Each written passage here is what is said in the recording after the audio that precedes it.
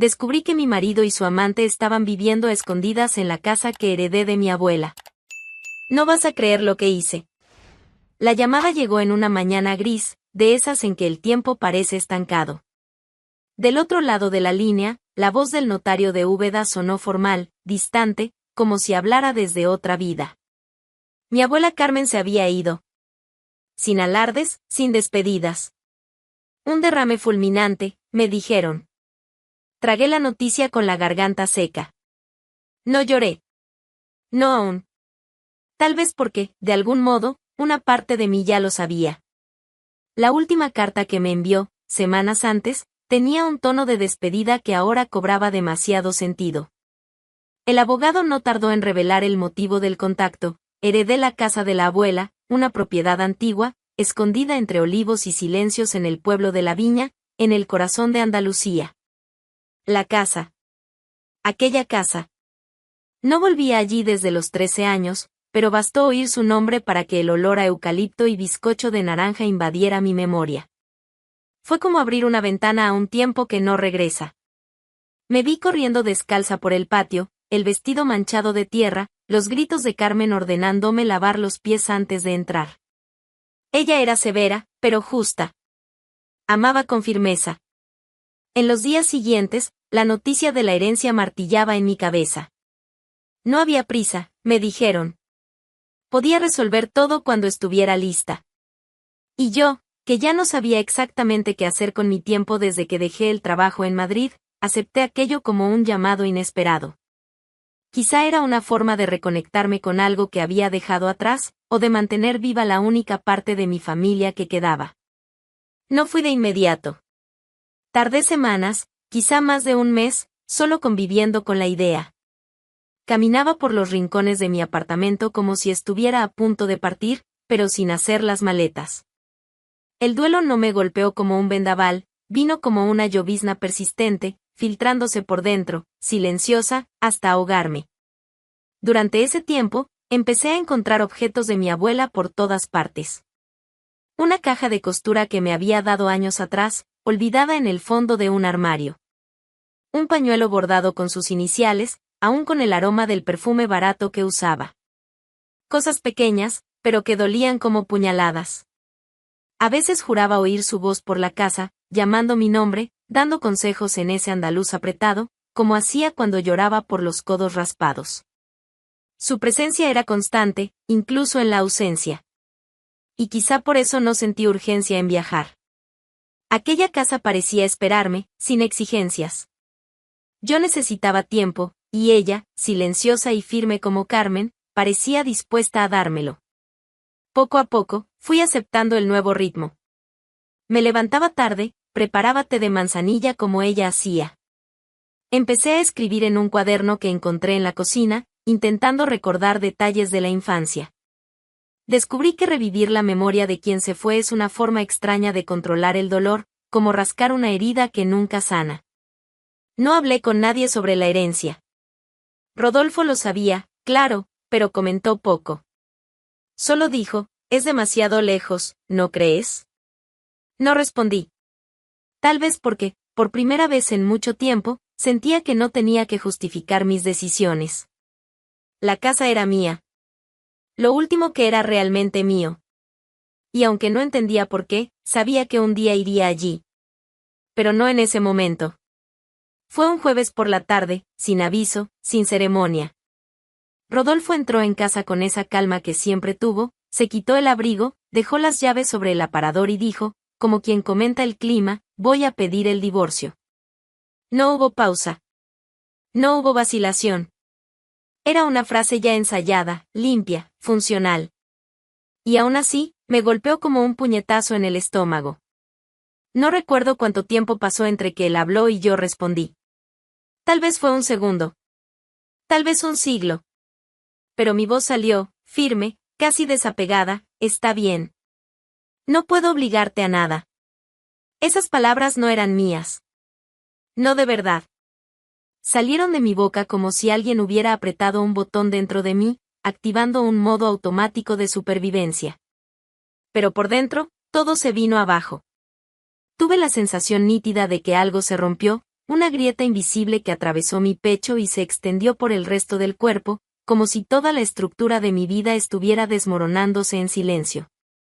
Rodolfo no explicó nada. No pidió disculpas. No dudó. Solo fue al cuarto, tomó algo de ropa, la metió en una mochila pequeña y se fue. Sin mirar atrás. Sin tocarme. Sin siquiera cerrar la puerta. Me quedé allí parada, sin poder moverme. El sonido del reloj de pared era lo único que llenaba el ambiente. El segundero parecía burlarse de mi inmovilidad, marcando cada instante de mi humillación con precisión cruel. En los días siguientes, me volví invisible. Apagué el celular, evité abrir correos, ignoré los mensajes de amigos que notaron mi desaparición. La verdad es que no quería consejos, no quería consuelo, no quería a nadie. Solo quería desaparecer. No con drama, no con lágrimas. Solo dejar de existir. Viví en silencio. Un silencio denso, estático. La televisión apagada, la casa a oscuras, las ventanas cerradas. El sofá se volvió refugio. Dormía mal, con pesadillas repetitivas. A veces soñaba con Rodolfo diciendo que todo había sido un error, que aún me amaba. Otras veces, me ignoraba incluso en los sueños, como si ya hubiera olvidado mi nombre. La peor parte era la rutina. Su ausencia gritaba en las cosas pequeñas. El espacio vacío en la cama, el olor del café que ya nadie hacía, la chancla que solía dejar fuera de lugar. Todo se volvió un recuerdo amargo. Lloré en silencio, acostada en el suelo del pasillo, sin saber por cuánto tiempo. Solo sé que no podía levantarme. Revivía nuestras conversaciones antiguas, intentaba encontrar el momento exacto en que las cosas empezaron a romperse. Pero nada tenía sentido. Él nunca se quejó de nada. Nunca discutimos de verdad. Yo creía que estábamos bien. O quizá, en el fondo, simplemente no quería ver. La casa, que antes parecía un refugio, se convirtió en una prisión.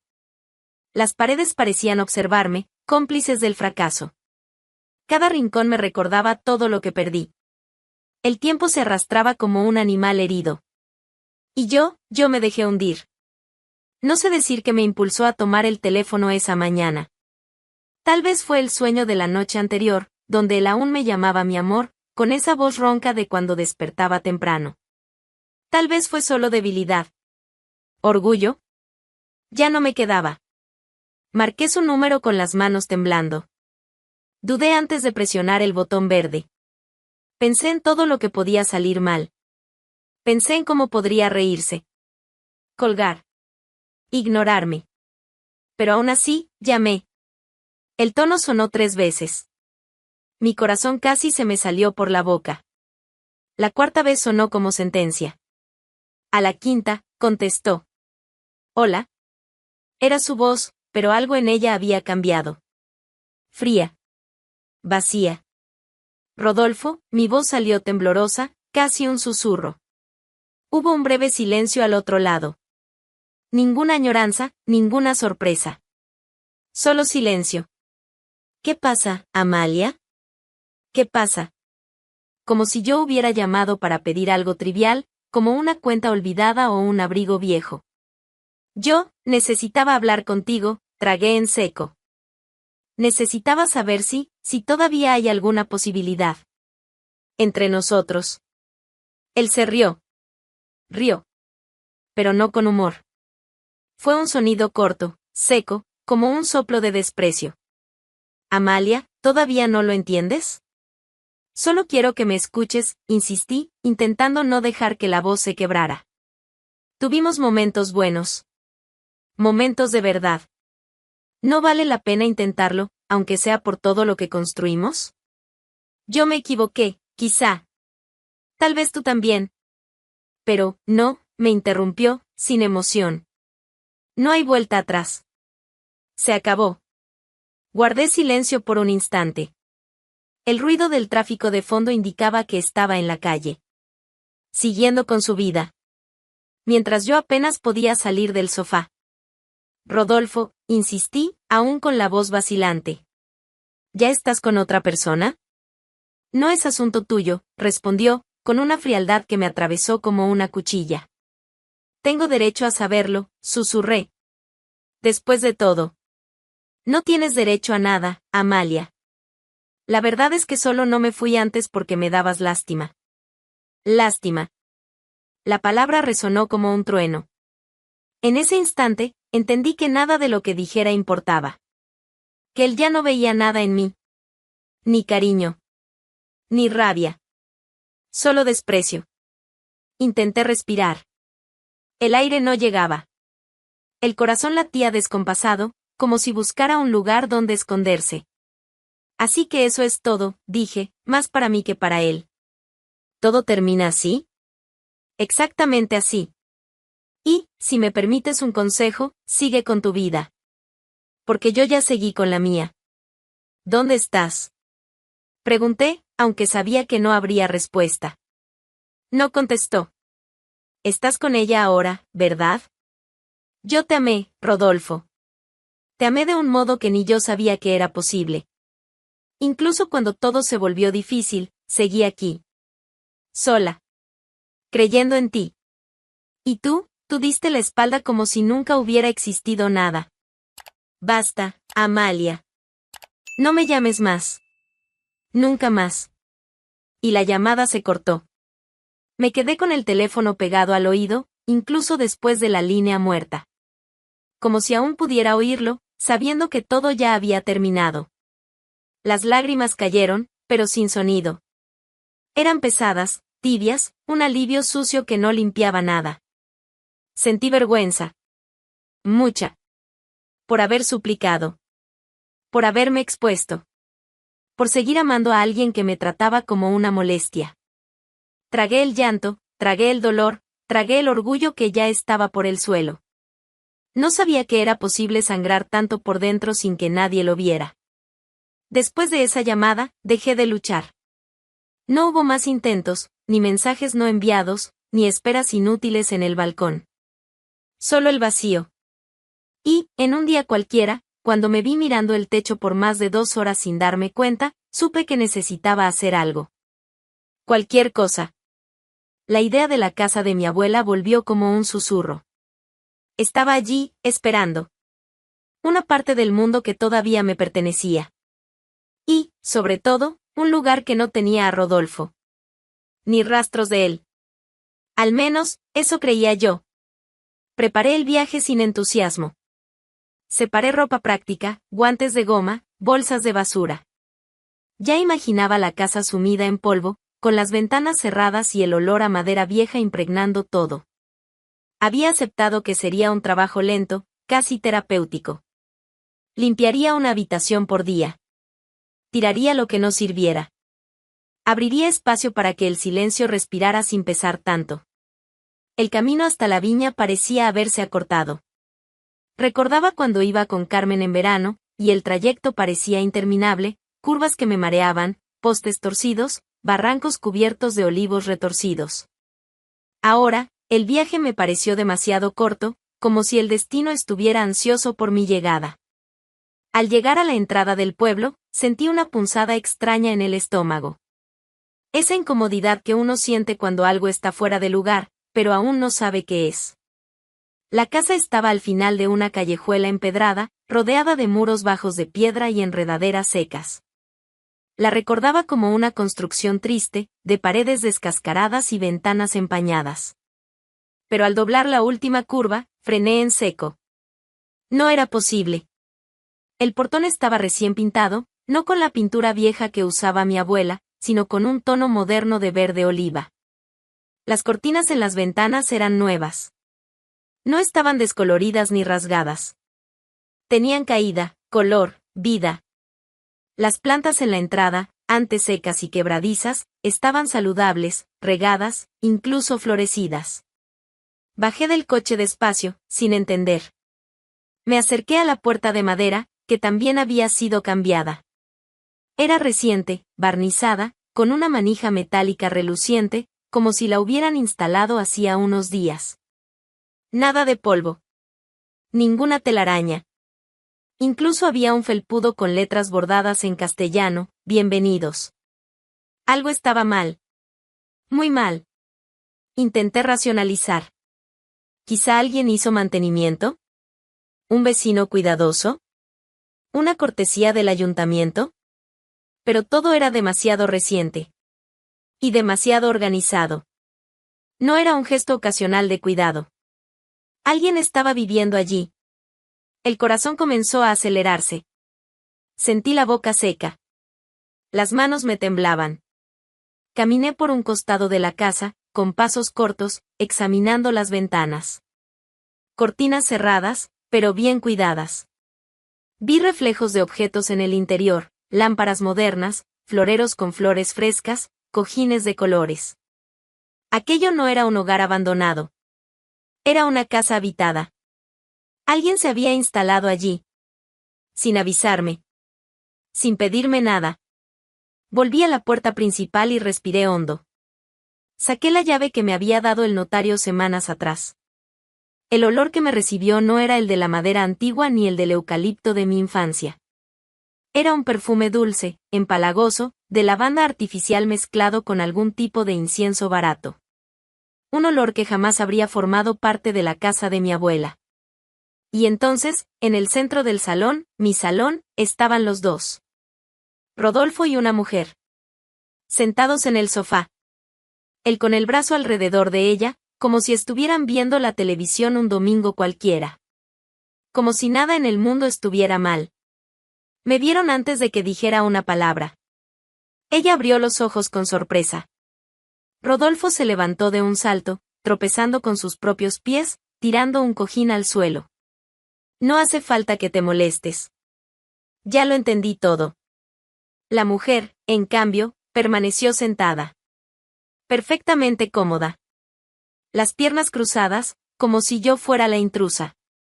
Qué encantadora sorpresa, dijo, con un leve acento sevillano. Pensé que ya no vendrías. Rodolfo giraba la cabeza entre nosotras como un gato acorralado. No sabía a quién mirar, a quién salvar primero.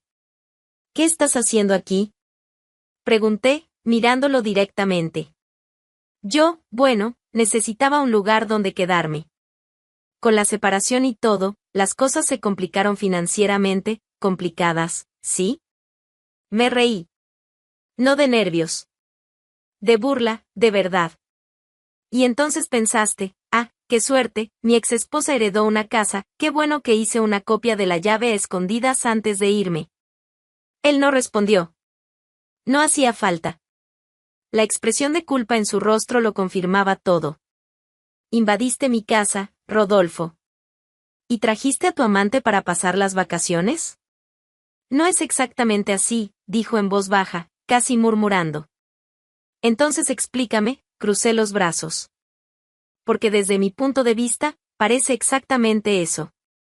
La mujer finalmente se levantó. Era más joven que yo. Unos 7 u 8 años. Cabello oscuro, demasiado liso para ser natural. Una sonrisa ensayada, de esas que se dan antes de cerrar un trato. Mira, Amalia, no necesitamos convertir esto en un drama. Rodolfo me dijo que esta casa estaba abandonada desde hacía años. Él solo quería un lugar para empezar de nuevo. Solo estamos aquí temporalmente. ¿Temporalmente? Repetí. Y ya pusieron cortinas nuevas, reorganizaron los muebles, cambiaron la alfombra de la entrada. Todo eso en nombre de la humildad, supongo. Ella sonrió. Una sonrisa de quien ya se siente ganadora. De quien cree que la legalidad puede doblarse con encanto y maquillaje caro. La vida está llena de nuevos comienzos, ¿no? Dijo. Unos lo manejan mejor que otros. Mi visión se nubló por un segundo. Pero no era tristeza. Era una rabia tan precisa, tan contenida, que parecía un cuchillo demasiado afilado para cortar. El tipo de rabia que no grita, que no rompe platos. Solo observa. Planea. Así que era eso, dije, todavía mirando a Rodolfo. El motivo del divorcio. La respuesta a todo ese desprecio por teléfono. Ya tenías a otra. Ya tenías planes. Solo no tuviste el valor de decírmelo. Amalia intentó tocarme el brazo. No.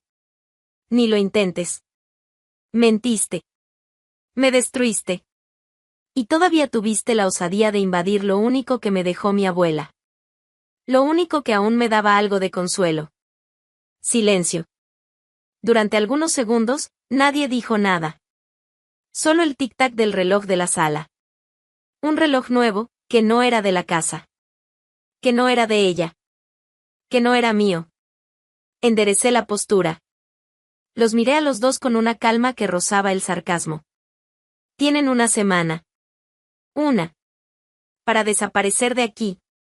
Esta casa es mía. No acepto discusión. Días después, el séptimo día llegó como una cuchilla fría. Sabía que no se irían por voluntad propia. Lo supe desde el segundo en que vi la sonrisa de esa mujer clavada en el sofá de mi abuela, como quien planta una bandera en territorio conquistado. Personas como ella no retroceden. Provocan. Prueban. Apuestan a que nadie tendrá el valor de enfrentar el escándalo. Pero yo ya no era la mujer que llamaba para suplicar amor. Ya no lloraba en el suelo de la sala. No necesitaba que nadie me viera. Yo me había visto. Y eso era suficiente. Estacioné el auto frente a la casa como quien regresa a su propio nombre. Bajé, cerré la puerta con calma. Sin prisa. Sin miedo.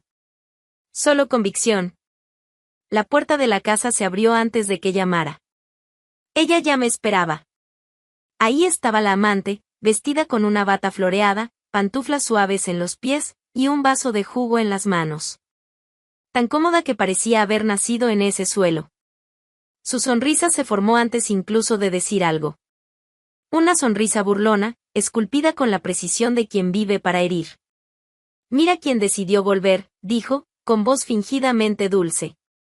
Pensamos que habías desistido de tu reliquia polvorienta. La reliquia polvorienta es mía, respondí.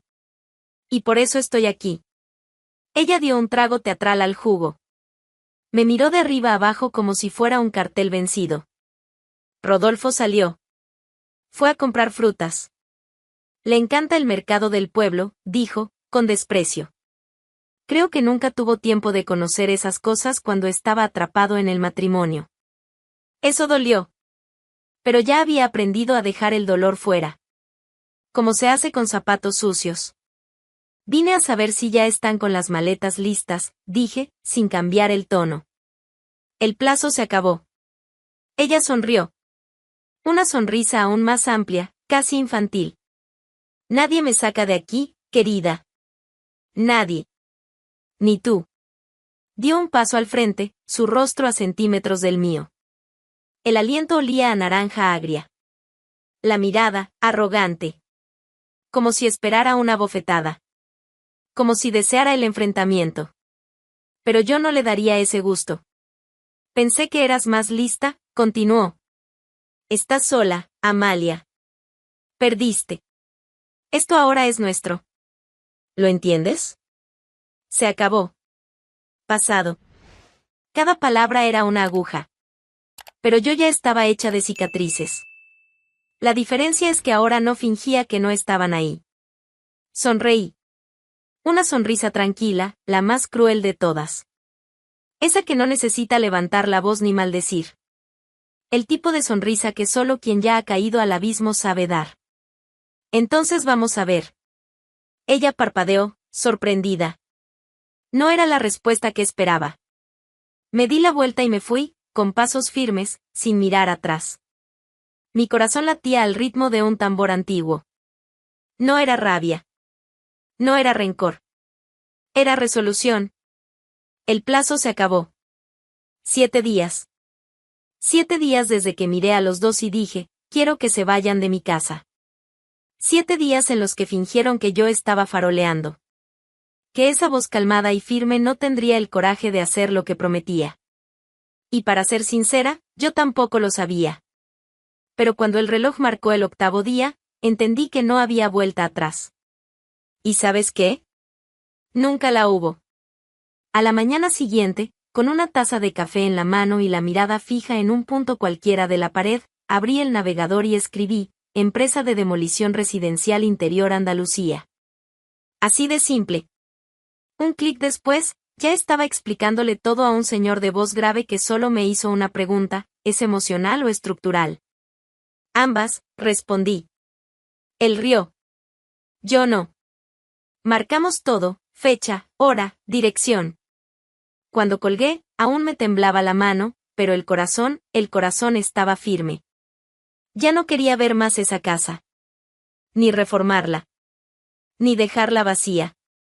Mucho menos ver a Rodolfo y a la amante tomando vino en el sofá de mi abuela como si hubieran ganado la lotería. Yo quería que todo se viniera abajo. Que se hiciera polvo. Que desapareciera. En el día marcado, me encontré con el equipo a las 8 de la mañana en la carretera principal. 4 hombres, 2 camiones, una retroexcavadora enorme y la calma de quienes ya han derribado medio mundo. Entregué los papeles, verifiqué la autorización, y uno de ellos comentó: ¿la va a reformar después? No. Voy a deshacerme de ratas. El camino hasta la viña me pareció más corto que antes. Esta vez, no venía como nieta emocionada ni como esposa abandonada. Venía como dueña. Dueña de la historia, del final, de la pala. Cuando la casa apareció al final de la calle, el estómago se me revolvió. Ahí estaba, intacta.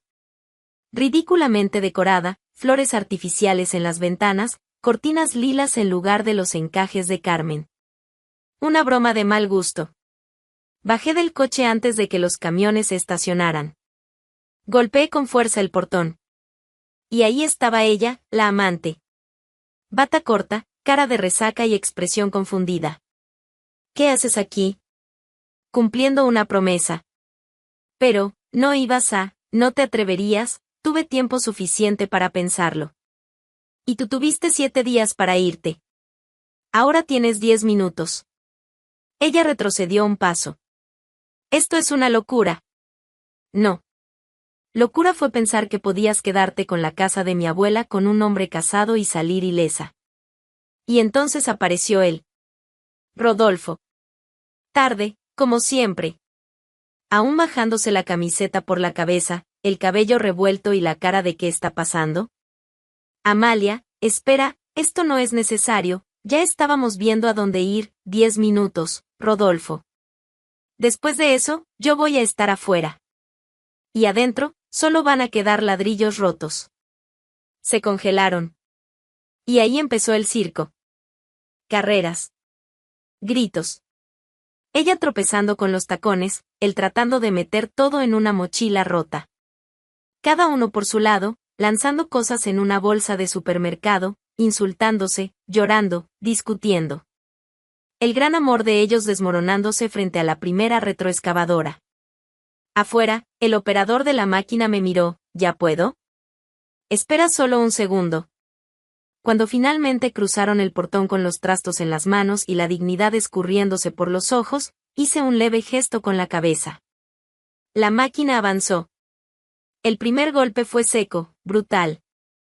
El porche cedió en 2 segundos. Las ventanas estallaron con un chasquido. El techo, que mi abuela mandó construir con los ahorros de toda una vida, voló por los aires. Cerré los ojos por un momento, no de tristeza, sino por respeto. Esa casa no era de ella desde hacía mucho tiempo. Cuando todo se convirtió en escombros, me quedé allí. Sola, entre polvo y sol. Y por primera vez desde que todo comenzó, respiré. No fue una victoria ruidosa. Fue silenciosa. Pero fue mía. Y a veces, destruir es la única forma de empezar de nuevo. Y así terminó la historia de la casa de la abuela, en pedazos, sí, pero con la dignidad de Amalia en pie. ¿Y el exmarido y la amante? Dicen que hasta hoy siguen corriendo, cada uno con una maleta en una mano y la vergüenza en la otra. Al menos ahora tienen algo en común: trauma por retroexcavadora. Ahora cuéntanos en los comentarios, ¿tú habrías hecho lo mismo en lugar de Amalia, o habrías ido aún más lejos?